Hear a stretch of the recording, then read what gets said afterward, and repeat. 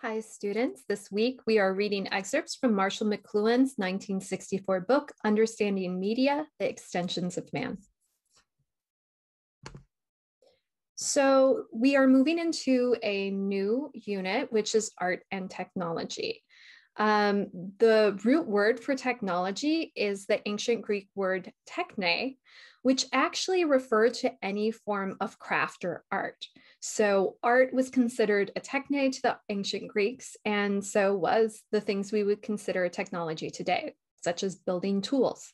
So art, in a way, is a kind of type of tool. Technology and art are both ways that we interpret and transform our material world around us. They both deal with matter and things in ways that change who we are and what we can do. Some artistic mediums in particular are considered technologies, photography and film being one of the most obvious ones. When they were first invented, like a camera, it was considered to be more of a sort of technological marvel. It took a while for them to figure out how to turn cameras into actual artistic practices and to create works of art from them. So it was a long time before the invention of the camera or sort of moving pictures before we had things like movies.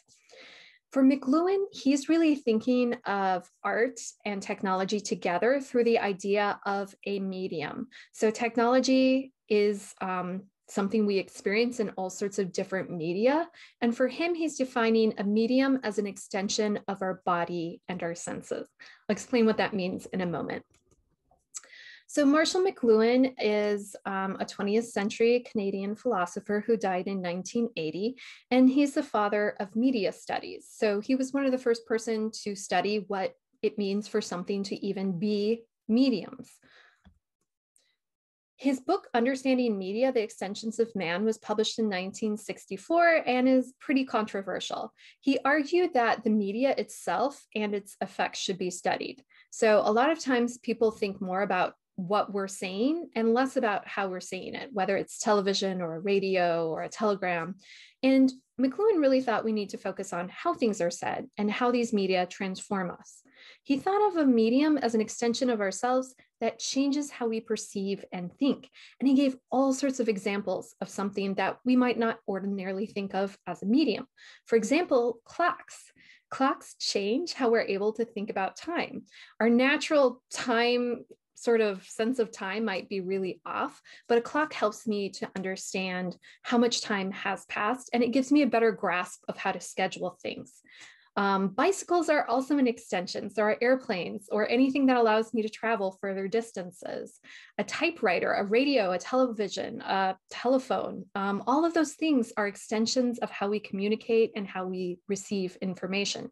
So how we perceive and how we think gets transformed through these mediums, often enhanced, often sort of accelerated in different ways. So if you think about the different forms of medium we have used over history to communicate with each other, this can be really important for understanding what McLuhan is talking about as this extension of the self. So think of a society where people can only communicate with handwritten letters, like in Bridgerton, and think about how a telegraph, where you can communicate through this sort of electrical signal over great distances, would change your ability to communicate. It's much more immediate and effective. Then you have the telephone. This is an image from Bye Bye Birdie, where you have a bunch of teenagers gossiping on the telephone. That's going to dramatically change social relations, how big your social circle is, how much you communicate with each other, and all sorts of other things about how we socialize. Of course, with things moving online and the invention of the internet, you have something different. And again, things used to be pretty different with the internet and communication. You used to have to dial up. You'd wait for your parents to not need the telephone lines, and you'd use the dial-up modem because you couldn't talk on the telephone and use the internet at the same time. And then you could instant message people or get in the chat rooms. And that was such a thrill to be able to immediately communicate through the internet with people. And of course, we take that for granted now. We have Snapchat, we have Twitter, we have all sorts of social media. We're used to texting each other constantly. We're almost used to being in constant communication with each other. And so our social relationships have really changed how we communicate, the extent to which we communicate, and how many people we communicate with have all been changed through these sort of different media. So when we're talking about a medium, and the medium being the message, this is a distinction that we often draw, right? So the message is what is expressed, and the medium is how it is expressed. Another way to express this is philosophy of art is the difference between content and form. So traditionally, a lot of people before McLuhan would focus on the message or the content, not the medium or form. If I want to talk about Leonardo da Vinci's Last Supper, I'm going to spend more time interpreting its content, the sort of Last Supper with Jesus, how he chose to paint the different characters within it, the sort of content of the painting. And I might not focus as much on the particular way that it was portrayed, being fresco painted on a plaster wall. Now, of course, contemporary art kind of changes this. We spend more time thinking about the medium than the message. So these are all examples of contemporary Last Supper scenes that are directly referencing Da Vinci, but you can see that what matters is less the content or the message, and what matters more here is the medium.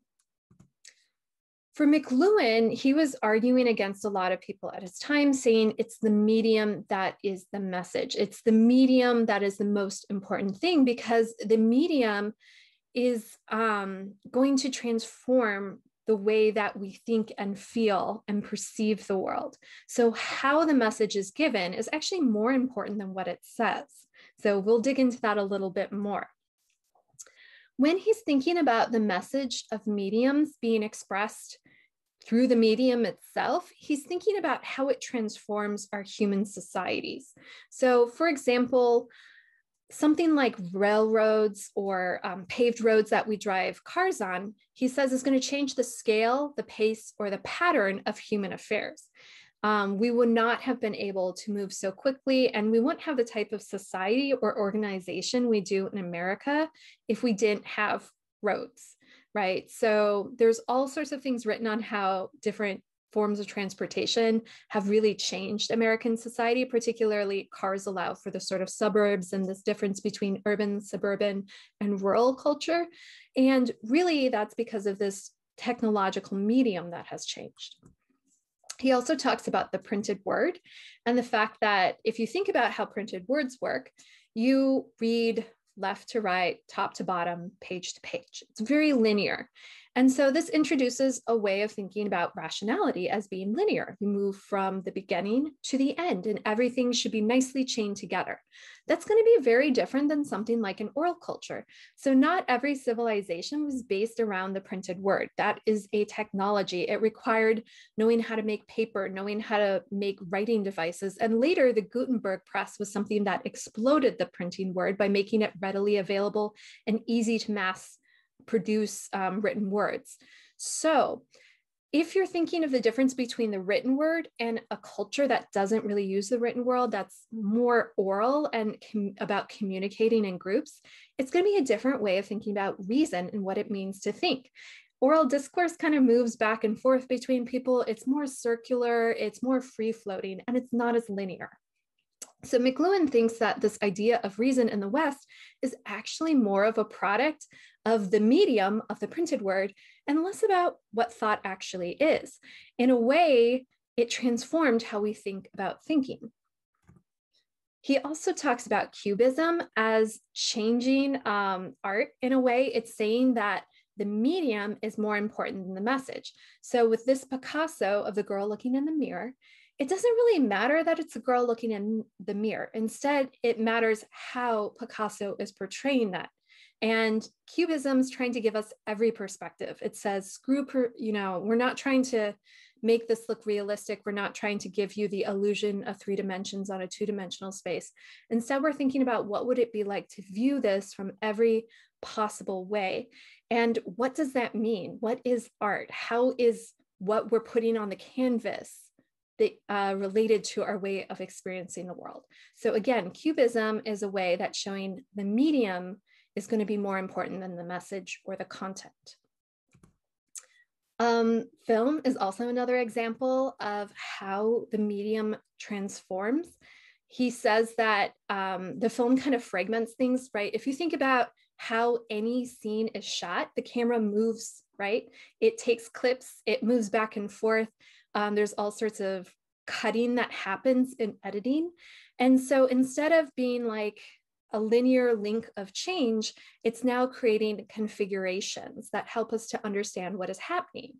And so he says that the movie kind of speeds up the mechanical, it creates this world of sequence and connection. And it is moving us from the linear connections that we get with the written word to more of something that's like a spatial and temporal configuration. So we can think about more what a film camera does in this quote by the Russian director Vertov. He is describing the camera as a mechanical eye, right? So if we think about media as an extension of our senses, Vertov is thinking of the camera as this extension of the eye. So he says, I am an eye, a mechanical eye. I, the machine, show you the world the way only I can see it, right? So our perception, how we see, is changed by the camera.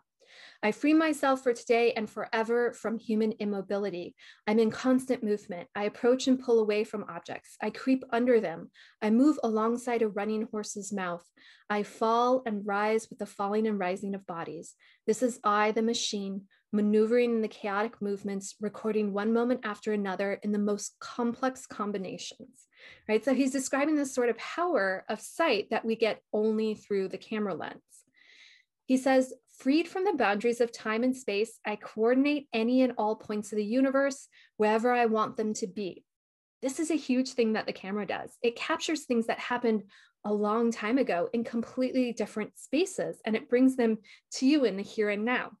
So the then and there can be something that becomes here and now anytime you play that film.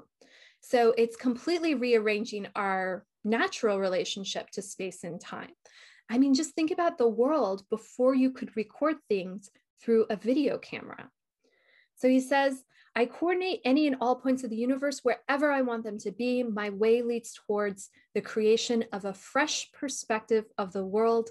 Thus, I explain in a new way the world unknown to you. Think of all the things that people were able to see that they couldn't see before because of where they were located spatially, right? They couldn't learn about other cultures. They couldn't see things that were foreign to them unless they traveled there. But the camera brought them to them, and it made all these unknown things knowable. So who we are, how we see, how we think, how we relate to the world, how we socialize, how we communicate, everything became transformed through the invention of the camera. Now, McLuhan's not entirely enthusiastic about media, as you can probably tell from the reading. He's worried that there's a lot of subliminal messages we get. He's worried about the fact that a lot of media, which he calls hot media, comes at us. And it's kind of these overwhelming stimulus, and we become very passive and we receive it. And we're not even paying attention to the content because we're already being sort of rearranged by the media. The media is transforming how we think and feel and who we are before we even realize it's doing so. And that changes our thoughts and opinions and feelings about the world already at the level of the senses, and we're not sure how that happened. And so he thinks that technology can have this sort of numbing or narcotic effect. It's like a drug on us. And, you know, you can just watch any child staring into a television and see that this is the case, right? We are so incredibly bewildered by a lot of the media in our lives that we don't even stop to think about what it is. So for McLuhan, he thinks that the artist can actually form an intervention and get in there. He says, you know, the effects of technology don't occur at the level of opinions and concepts. It's actually altering the way our senses relate to each other. There's this sort of sense ratio and our patterns of perception. It's rearranging things all the time. And so we live in a super visual culture right now because you have a device you carry around with you where you can just see images anytime. You can conjure them magically and think about how much time you spend looking at pictures on a daily basis. So that's a rearrangement of your senses, and you kind of participate in it without any resistance.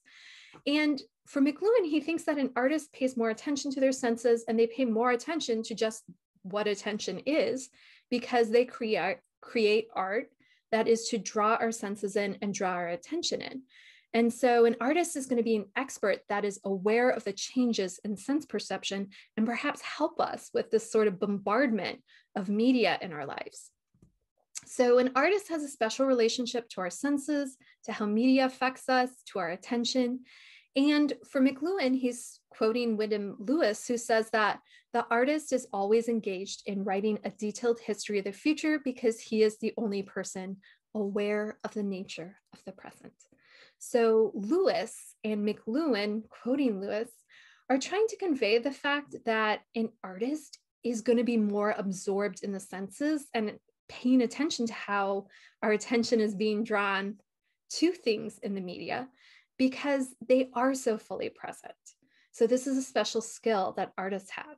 And if you look at a movie and how it sort of manipulates what you see and what you notice and how it draws your attention around on the screen, you can see that people who are directors or cinematographers or anyone who kind of is creating that art has a very keen sense of how things affect you, how you see, and how the media plays with that. So for McLuhan, he says that art is exact information of how to rearrange one's psyche in order to anticipate the new blow from our own extended faculties. So if mediums are changing and transforming our faculties in all sorts of ways, is going to be artists that help us to think through this and figure out what to do about it. So instead of this happening in a passive way, where we're being rearranged without our knowledge, artists can help us to make it more mindful and think about what to do with our senses, how to engage with this media in perhaps a more meaningful way.